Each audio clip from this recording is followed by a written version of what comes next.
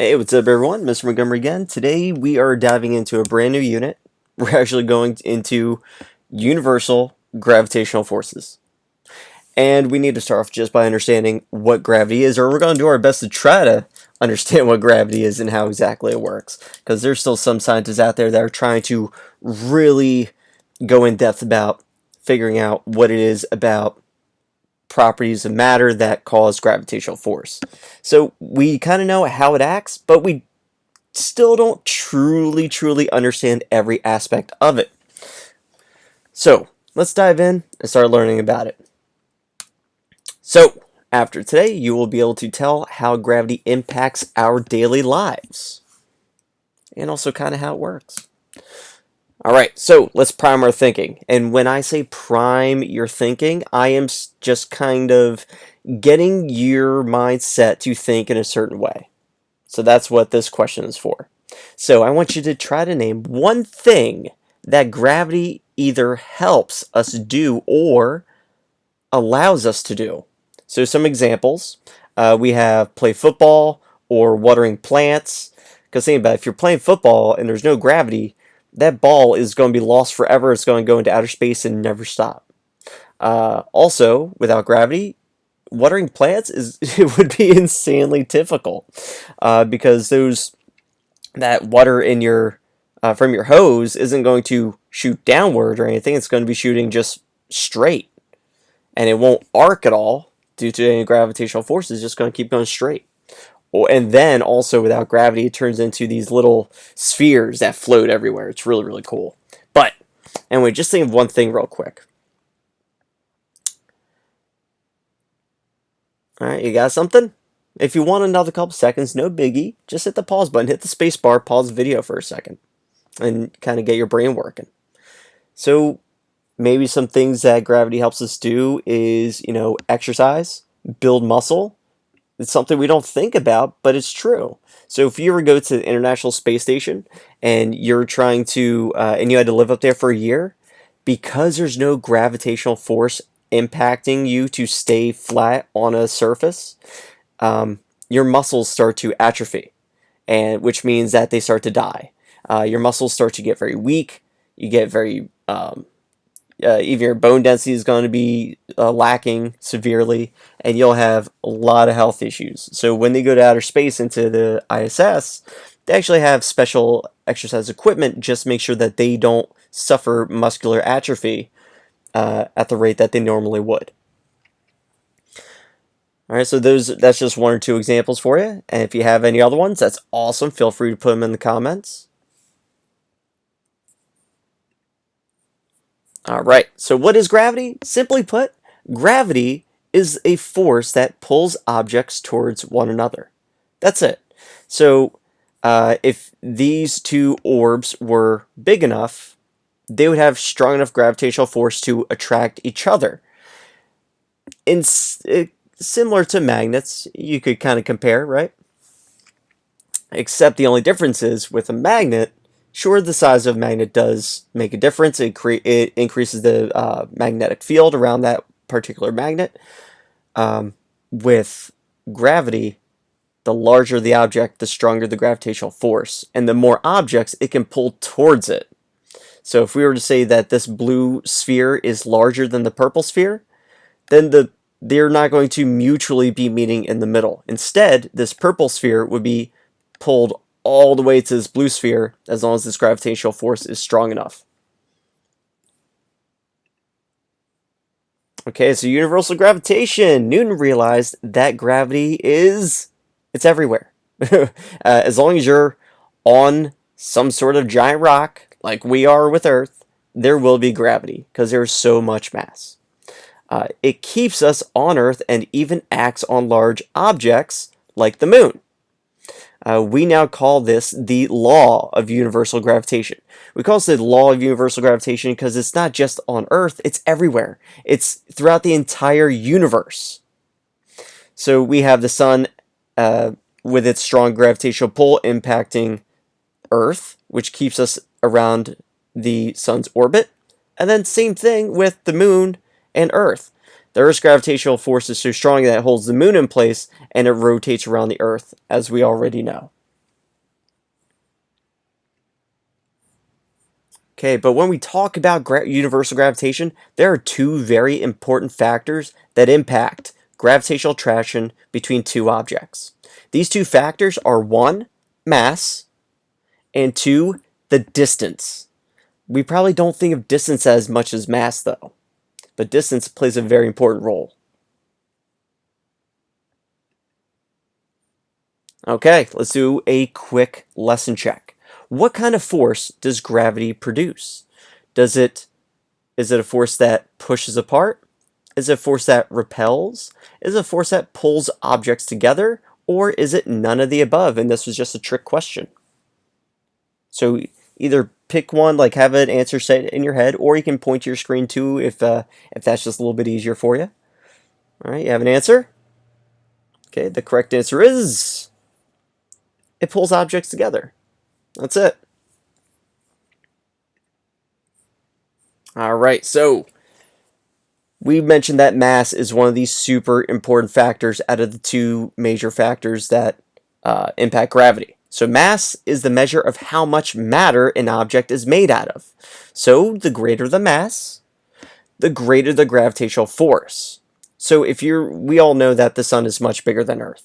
So since the sun is much larger, it has more mass. It's meaning it has more stuff that it's made out of. When we say that something has more matter, we're just talking about all the atoms, all the molecules, everything that is being held in that one spot. Everything that makes up the sun is matter. Everything that makes up the earth is also matter. But we know that the sun has more of it. So the unit of measure for mass, as we've learned in previous lessons, is kilograms. I told you guys we weren't going to be getting away from mass and kilograms and all these units of measure. They're never going away. You will need to remember them as you keep going through school. And of course, if you end up getting a career in science, of course, you're going to need to know all this stuff too. So to kind of put this in a way that makes it easier to understand like what a kilogram actually is, 1 kilogram is equivalent to 400 pennies. So $4 in just pennies is 1 whole kilogram. So if you're ever curious about how 1 kilogram feels to hold, go ahead and take $4, go to the bank, cash it in for just pennies, and hold that bag and see how heavy it feels. And that will be 1 kilogram. Okay, but we also have the distance. The distance is also a huge impact. So, distance also has an impact, as we just said, on gravitational force. So the greater the distance between two objects, the lesser the gravitational force between them. So, we have these two spheres that are, we'll say, not super far apart, right? And their force, since their mass is smaller, can't quite reach. But if they were closer, then their gravitational forces would start impacting one another. And then the further away these two spheres are, the smaller the gravitational forces for it to have any impact on any nearby objects, right? So since it's further away from the blue sphere, this gravitational force is going to feel even smaller, even less. Because the cool thing about gravitational force, even though it's not going to impact this sphere over here, it still never reaches 0. So this could be a light year away. And these two gravitational forces won't impact each other. They won't change their trajectory. They won't impact the rotation of their solar system, nothing like that. But there is still a way that you could detect the gravitational waves from each sphere that are each a light year away, which is really, really cool. So gravity never hits 0. It just gets into smaller amounts. All right?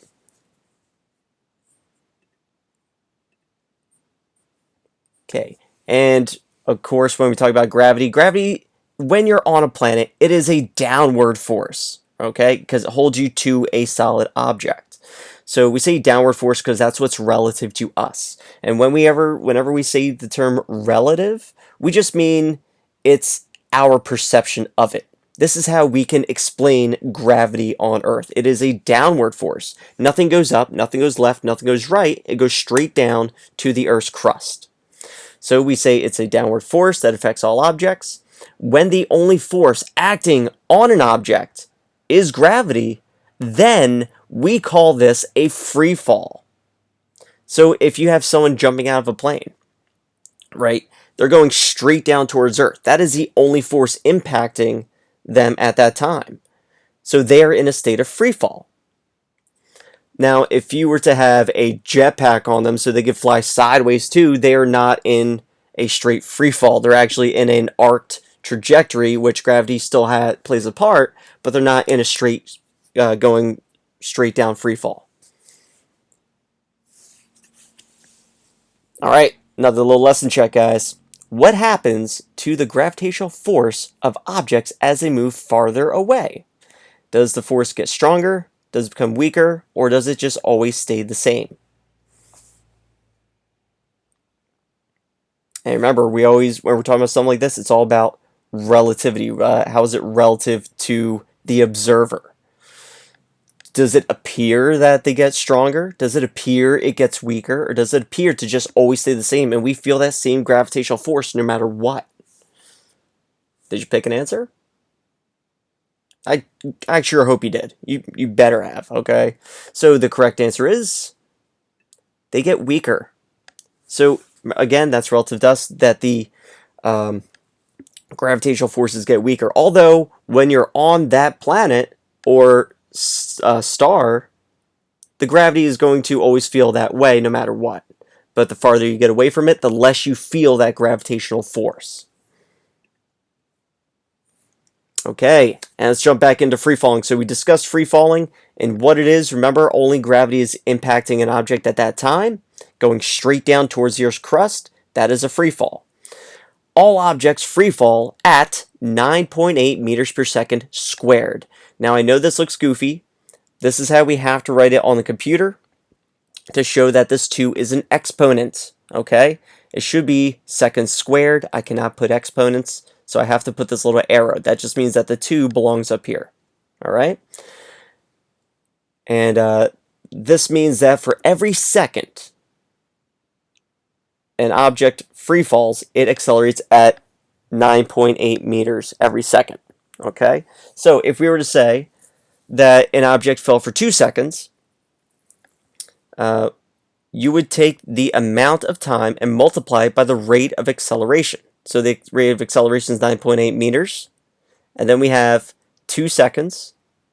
So you just multiply the 2, and then it's 19.6 meters per second squared. That's how you would solve that equation. And don't forget, every object free falls at the same rate.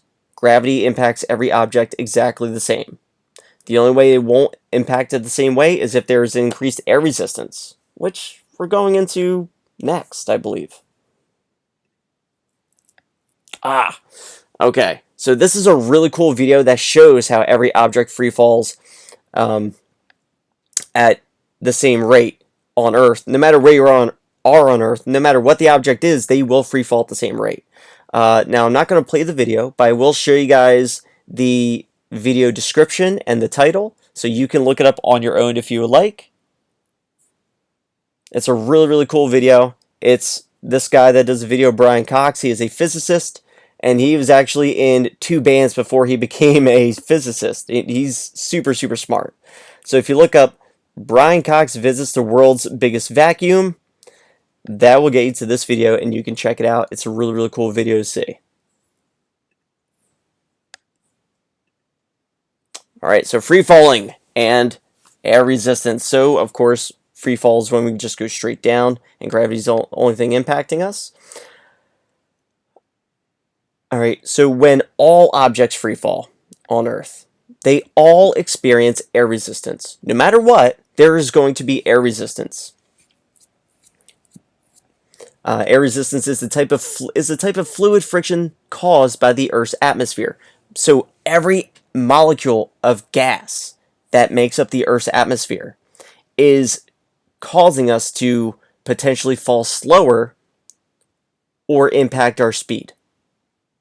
So if you have these two skydivers, one has no parachute deployed, the other guy has a parachute deployed. We all know that when you have a parachute out, it slows you down dramatically because it creates greater air resistance. It catches all those air molecules in here, and it makes you fall at a much slower rate.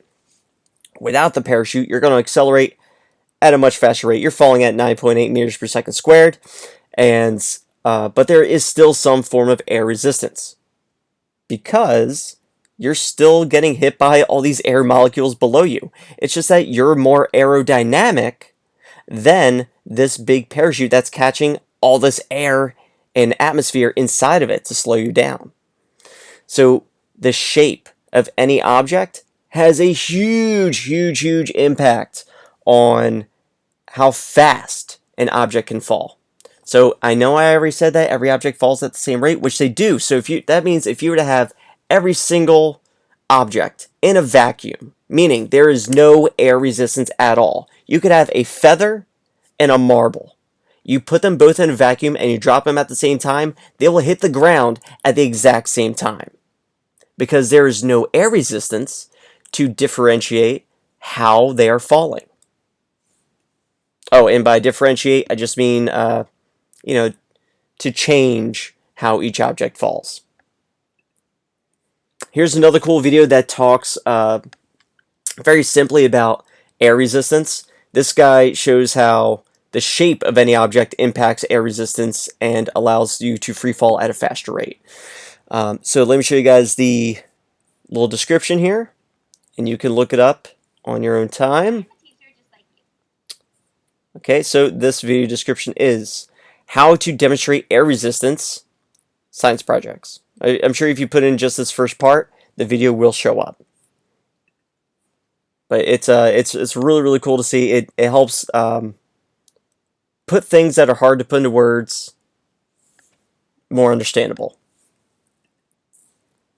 All right, so now the lesson check, guys. What is the rate at which all objects fall on Earth? We said it so many times. Is it 7.2 meters per second? Is it 9.8 centimeters per second? Or 9.8 meters per second? Which one is the correct answer? Just pick one. All right, the correct answer is 9.8 meters per second. Remember, we're measuring this in meters, not centimeters. Centimeters are much smaller.